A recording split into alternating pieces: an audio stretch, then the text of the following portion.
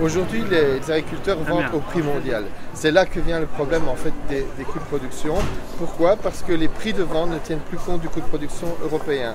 Donc ce qu'on a besoin aujourd'hui, c'est d'une réorientation profonde de la politique agricole commune afin de favoriser des prix qui tiennent compte de ces coûts de production.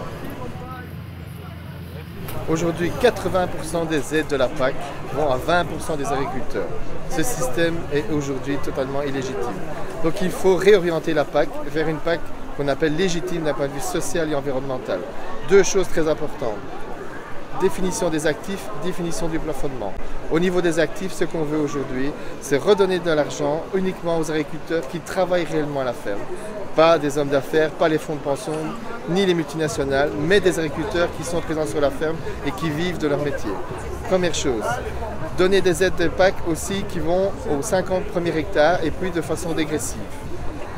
Deuxièmement, au niveau du plafonnement, il est important pour nous de plafonner les aides. À partir d'un certain niveau, qu'on met aujourd'hui à 100 000 €, on coupe le robinet des aides de la PAC. Ce qui permettra ainsi de réorienter les aides de la PAC et d'avoir une PAC beaucoup plus légitime socialement et environnementalement. La PAC actuelle est basée sur les règles de l'Organisation mondiale du commerce. Ce qu'il faut, c'est réorienter cette politique agricole commune et d'aller vers une PAC qui va vers des produits de qualité, maintenir des producteurs partout sur le territoire européen et surtout réorienter les aides afin que 80% des aides n'aillent pas à 20%, mais que ces aides à un maximum d'agriculteurs et pas simplement à une minorité qui finalement ont capitalisé énormément les 40 dernières années et même 50 dernières années, puisqu'on fête aujourd'hui les 50 ans de la PAC.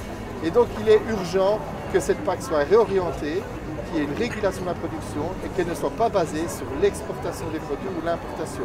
Donc aujourd'hui, ce qu'on demande, la société civile, le monde agricole, les ONG, c'est une véritable réorientation et pas le projet qui est aujourd'hui mis sur pied par la Commission européenne.